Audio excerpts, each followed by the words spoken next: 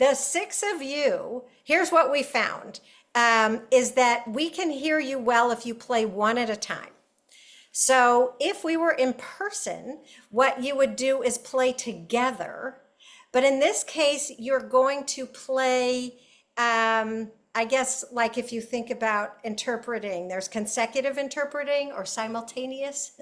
So let's say Laura goes first and then someone plays after her. So you're going to have to just notice each other's cues. So, and I'm not saying that Laura needs to start, but she was on my upper left corner. So the idea is you start together as a group, sort of in this nonverbal way, and you play consecutively. And then with non-verbally, just from sort of noticing these cues on Zoom, it's a little challenging. You find a stopping place. So you're not playing for a long time, but you are playing together.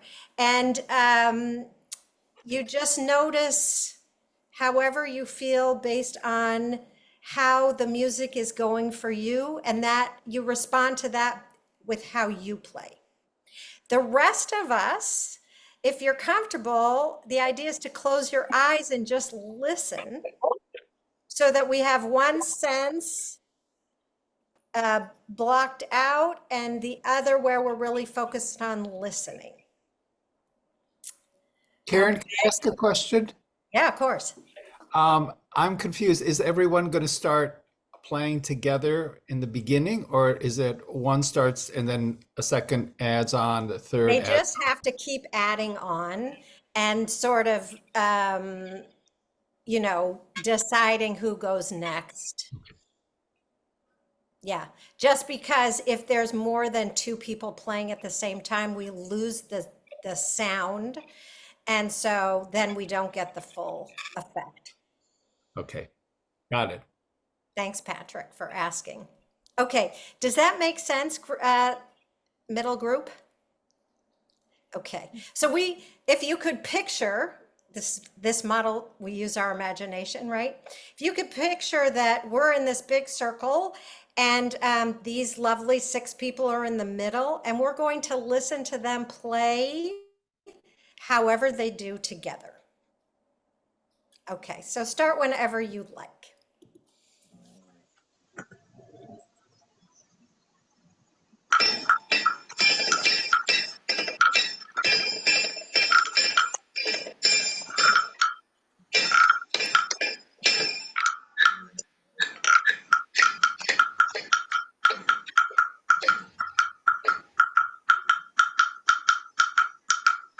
So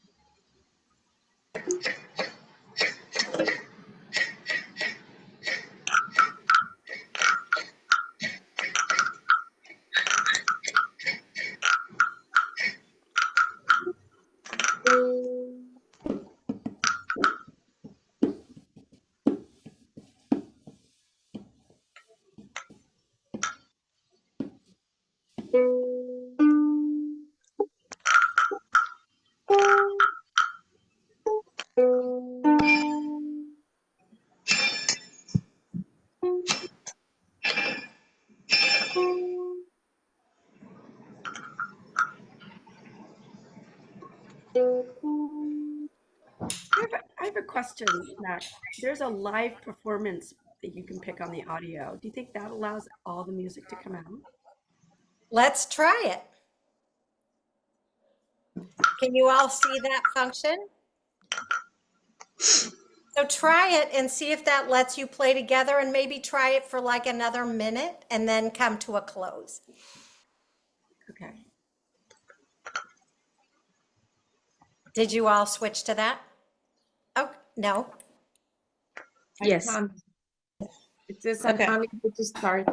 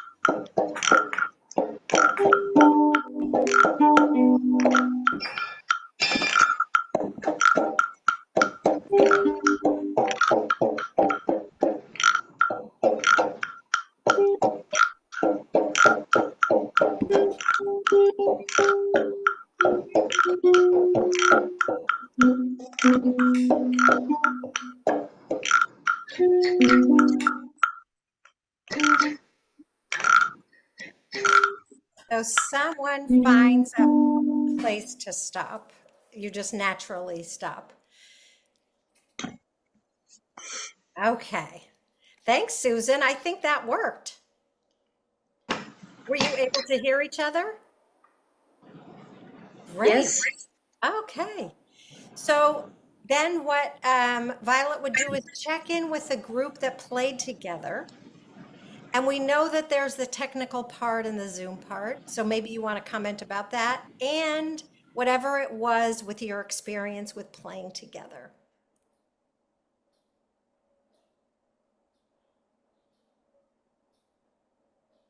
I definitely found myself trying to listen for the monkey because I just thought that was like the coolest tool. Yeah.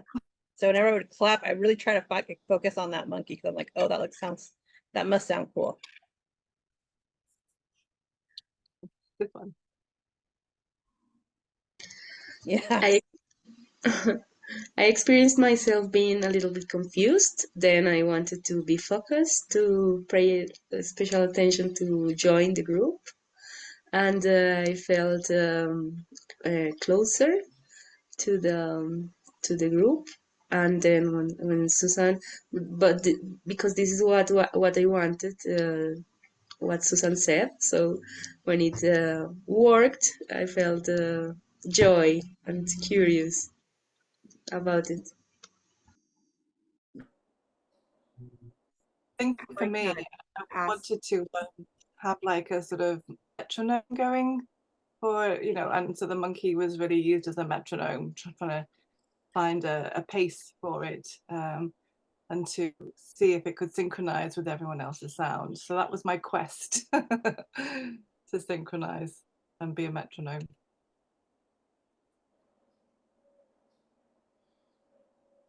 I like how the activity asks for attunement. So I'm watching everybody and listening, wanting to sort of like double dutch with everybody. So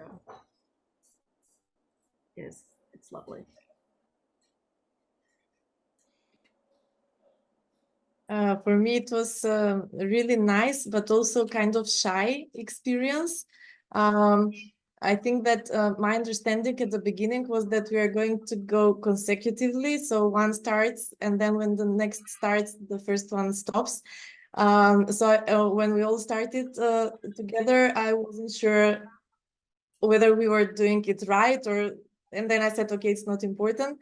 But then I was very conscious about the loudness of my instrument, and I was worried if it dominates. I didn't want to, especially because I don't have any musical knowledge. So these are, like two sounds that I can make with this ukulele.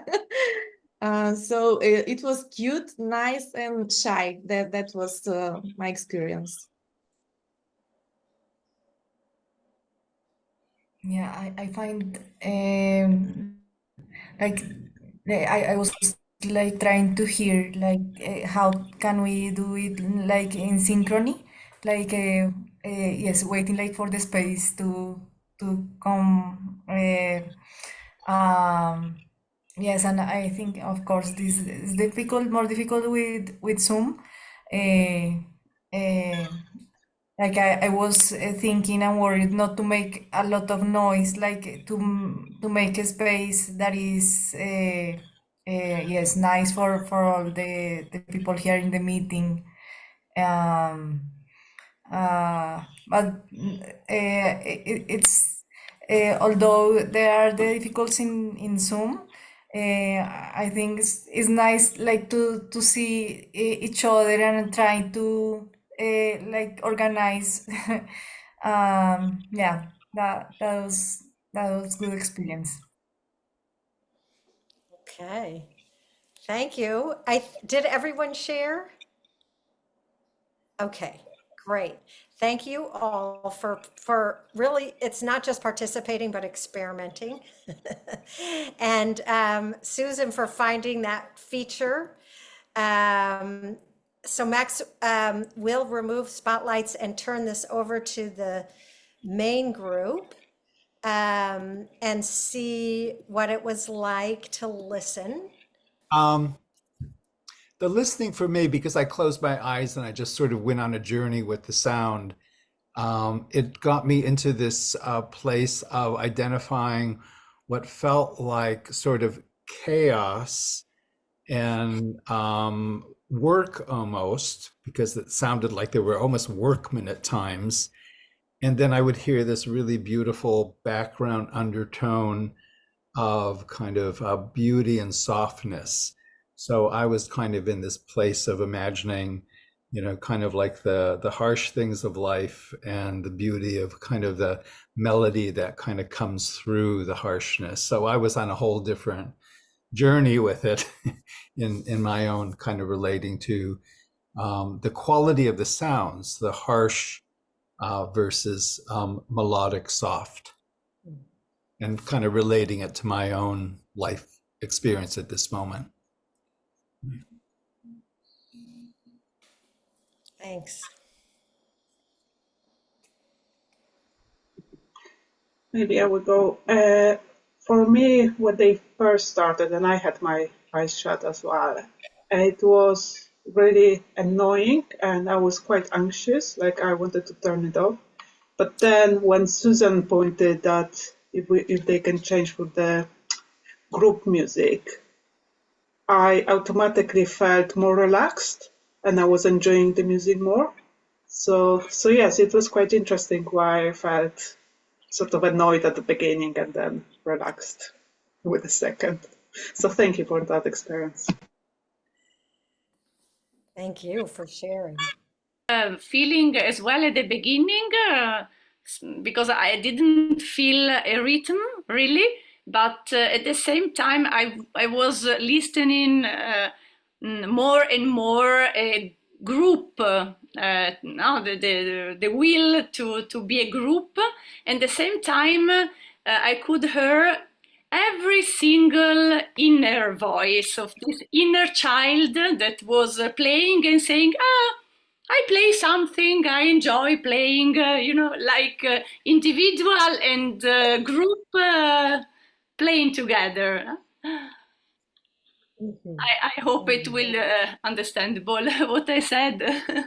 Absolutely. I did perfectly. Yeah. Thank you. Maybe I can continue. I was in a place feeling the emergence of the music, and I was thinking how the noise and even silence and this space in between can really produce something, and how it's important to dare to be in between. So I also had my eyes closed, but I really got joyful when suddenly the harmony started to emerge. It was just kind of a relief and joy. Yeah. It's like, can something be made out of this? Oh, good, it can. Yeah. But I mean, it's just if you let this noise just to exist and this space in between, then something will be created. So that was my feeling. I love that. I love that. Yeah. Thank you. Okay. Great. Great. So during the pandemic, who was there? Chris was there. Patrick was there. I had in mind, and we were going to do it outside. We did do this. I have the video somewhere with Violet leading us with the music experience. Remember this? And I think it was the hottest day in the world. I don't even mean just in Los Angeles. I think everywhere. And we were outside. It was in the during the pandemic. Most of us, except Violet, had masks on. We set up this very loud fan for Violet. In the video, which we had someone help with the sound. Maybe I'll show it at some point because it's Violet and everything's precious with her. Her hair is blowing. And it was so loud, and we all were so hot that we were the saddest musicians ever. And Violet was rallying. She's like, okay, I should show it. I'll find it. She was like, okay, so now we're going to do this. We did one of these things that we did, but we were just too hot, and it was we tried, but I'll find it and show it to this group. Okay, so John, I'm going to turn it over to you about doing the same idea, but with a theme. Yeah. Okay. So thanks for those 6 brave souls who spotlighted. It is nerve-wracking, and it's meeting people you may not know for the first time and on screen. And the harder thing about Zoom is you can't really gauge how loud your instrument is coming across. Can people hear it? Is it too loud? How do you do that? So we just have to trust that we do what we do and that that's okay. And now we're a little bit more familiar with this. We could support each other as a group, I think, by really allowing ourselves to take a little time. So when we play our notes, we can play sparingly. And remember that our bodies make sound. We don't need to play an instrument necessarily in order to make sound. Everything works. Even if you're in a car, you can toot your horn or do what you like. Yeah. So what we're going to do now is we're going to think of a theme that we might like to play sounds to together as a group. Now, how are we going to choose a theme, you're wondering? Well, let me give you a few suggestions, and from that, maybe in the chat, we can think of, well, what seems to be more interesting to this group. So one theme is we could play music associated with going on holiday. If you think about going on holiday, how do we get there? Do we want to go on holiday? Are we dreading it? Have we got a pack for the kids? Can we afford it? There are all sorts of things around holidays. So that's one theme. Or another could be sadness. Loss is a part of life, and I know I've just lost a close mentor of mine recently this week. So sadness is in the air for me. So I'm thinking, what are the sounds and what are the images I associate with sadness or with loss? And you'll have your own ideas. So here, that's 2 so far. Holidays, loss. We can think of celebrations as the 3rd. What comes to your mind when you think of celebrating? Is it being in a room with people, having a wonderful cake, surprise party? That moment when you suddenly say, yes, I got the job, or whatever. So just allow, if you're thinking of celebrations, just allow those ideas to percolate, just to kind of resonate with you for a moment. So there are 3 themes. We got another one from Chris in Portugal, which, yeah, I was thinking of too. Summer rain or thunderstorm. So we got a 4th theme, summer rain stroke thunderstorm. Think of the sounds of thunder. Think of how a storm develops, small, pitter-patter, pitter-patter, and then So we got thunderstorms, we got celebrations, we've got sadness. What was the first one? Can anybody remember? Holiday. Holidays, of course, holidays. So now have a think for a moment. If it helps, close your eyes, and perhaps you could write in the chat. This is going to be a challenge for us. We'll see which of these you want to play on. We're going to decide whichever gets the most votes. So if you're ready to vote for one of those four, just write it in the chat. Oh, here they come. Okay, so I hope your maths is better than mine, Max. Max, are you adding this up? Is Holiday winning? Am I reading this right? I Don't think know. Holiday's, is that right? Yeah. Okay. Well, I So voted for Holiday, so I might be biased. We need a poll. we need a poll, but I can't make a new one somehow. Too complicated. But next time, Let's next time I go will. with holidays then. We'll go with Holiday. And with all these calls, we sort of propose a number of different options. And so just all the themes, they're all good themes. Yeah. And one could be more or less relevant to the people that you're working with. And so you can pick one of these and or so many others, right? So it sounds like we're starting with Holiday. So let's just close our eyes for a moment and allow images that relate to you of holidays. Could be holidays that were wonderful, holidays that were a nightmare, awful holidays, whatever. Could be holidays where you got rained out.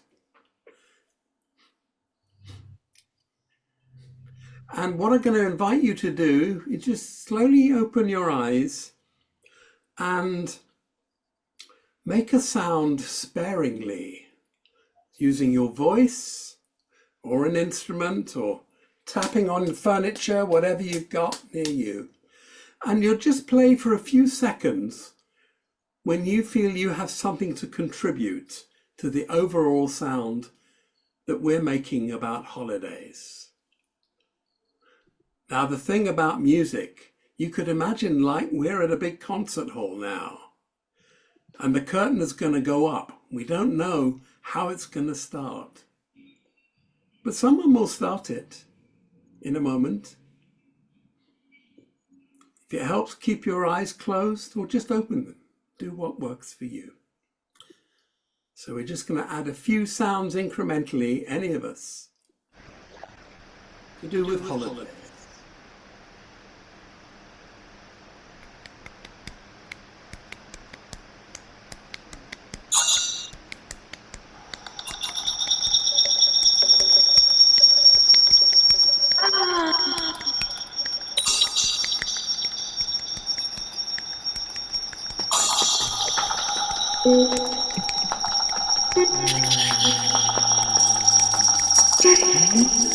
Make a sound, just have to listen to the other sound.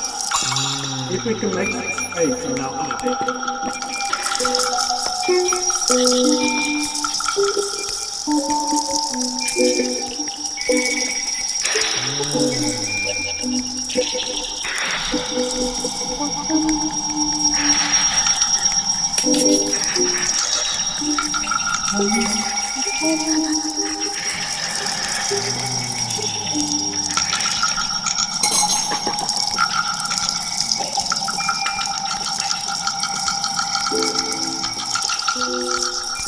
You follow my hand when I do this.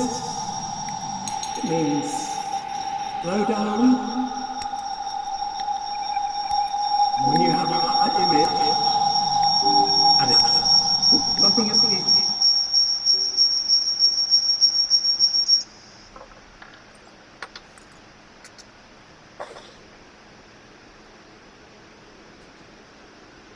So let's have some more sounds, slowly adding.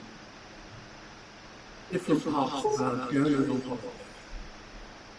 There's a little echo for you. Ooh. And me. What happened? Echo, echo, echo.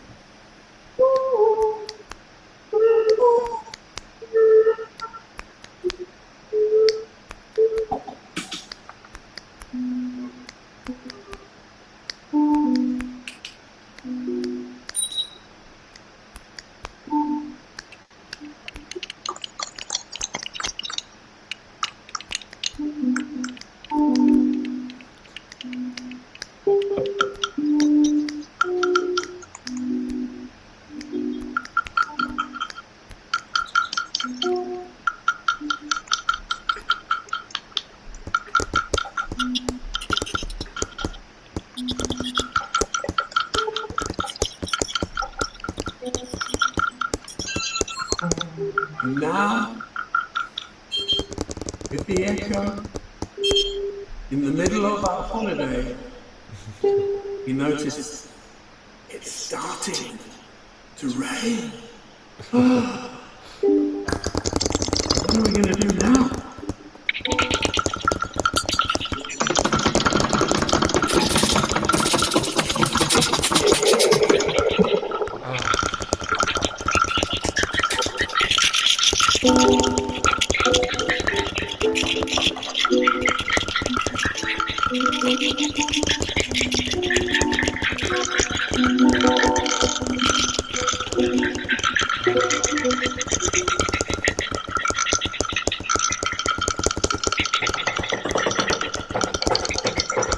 And then, as if by magic, the rain just stops. And we all breathe out. We got home safe and dry.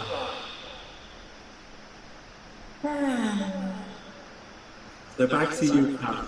That was our holiday.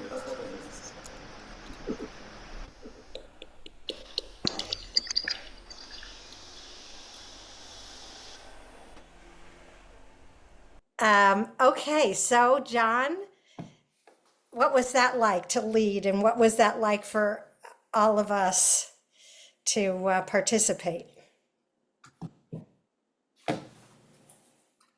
Well, for me, it was kind of fun, and rather like the group experience before, we got to a point when the echo just changed everything, and we just had to go with it.